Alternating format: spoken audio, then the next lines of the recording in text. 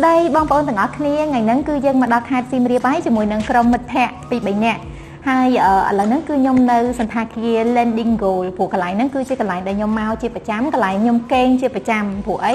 ទី1គឺតម្លៃសមរម្យហើយទី2គឺស្អាតបន្ទប់ធំទូលាយអញ្ចឹងណាហើយនឹងទី3ហ្នឹងគឺនៅក្នុងក្រុងហ្មងបើយើងគិតទៅនៅក្រោយកន្លែងអង្គរមើលទៅឃើញកន្លែងអង្គរវិទ្យាល័យអង្គរហ្នឹងណាហើយបើសិនជាយើងចង់ទៅ Pub Street ឬមួយក៏យើងចង់ទៅសាចាស់ហ្នឹងគឺយើងជិះ Pass App តែ5នាទីទេអញ្ចឹងចិត្តមួយផ្លេតដល់ហើយសំខាន់កន្លែងហ្នឹងគឺស្ងប់ស្ងាត់ព្រោះយប់ឡើងខ្ញុំត្រូវការកេងឲ្យស្ងប់អញ្ចឹងត្រូវការភាពស្ងប់ស្ងាត់បើសិនជាយើងខ្លាចជាសមាជិកតម្លៃត្រឹមតែ$23ឡើងទៅឯងបើន័យថាបន្ទប់ខ្លះក៏មានតម្លៃយ៉ាងខ្ពស់ពីលើ$23ហ្នឹងដែរតែសំខាន់បើចង់បានតម្លៃពិសេសគឺតើតែបងប្អូនទាំងអស់គ្នាចុះឈ្មោះជាសមាជិកដូចខ្ញុំអញ្ចឹងឲ្យតែខ្ញុំមកកេងគឺតម្លៃធូរថ្លៃមែនទែនហើយដើម្បីទទួលបានការសមាជិកគ្រាន់តែបងប្អូនទាំងអស់គ្នាចូលទៅក្នុង Facebook Page របស់សន្តាគារដែលមានឈ្មោះថា Landing Goal Villa ហើយឥឡូវហ្នឹងខ្ញុំបាន booking ហើយខ្ញុំបានកក់ហើយយើងទៅមើលបន្ទប់ទាំងអស់គ្នា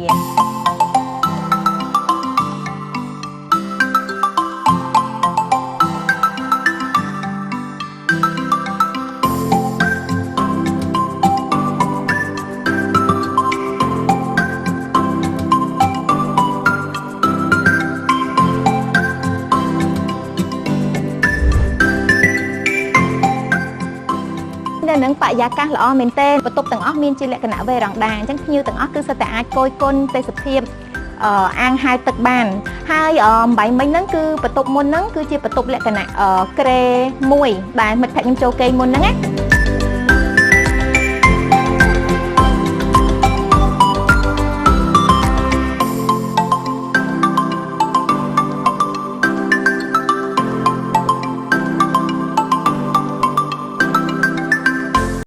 អញ្ចឹងបន្តទៅនេះខ្ញុំនឹងនាំអ្នកទាំងអស់គ្នាទៅមើលបន្ទប់ក្រេ2បន្ទប់ក្រេ3វិញម្ដង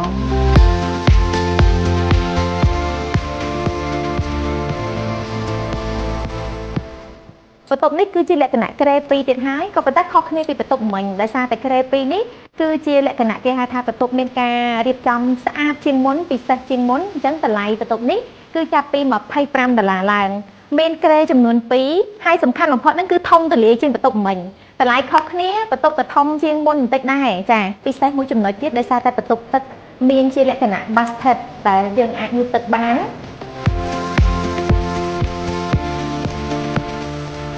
អូខេឥឡូវនេះយើងបានមកដល់បន្ទប់មួយទៀតហើយបន្ទប់នេះគឺប្លែកភ្នែកមែនទែនដោយសារតែជាលក្ខណៈគ្រួសារក្រេ3មានក្រេធំមួយហើយមានក្រេតូចៗចំនួន2បន្ទប់នេះគឺយើងអាចមកកក់ជាលក្ខណៈគ្រួសារក៏បានឬមួយក៏មានក្រុមធំការងារឬក៏មិត្តភ័ក្តិអីចឹងណាគ្នា5-6នាក់តម្លៃតែ$38ទេគេបានមកគ្រួសារហ្មង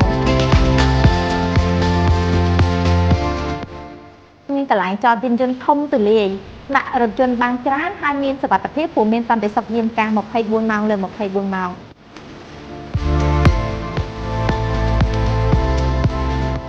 ចឹងនៅហ្នឹងគឺមានជាលក្ខណៈភោជនីយដ្ឋានបម្រើអាហារឆ្ងាញ់ហ្មងហើយតម្លៃធូរថ្លៃទៀតយើងមានត្រឹមតែ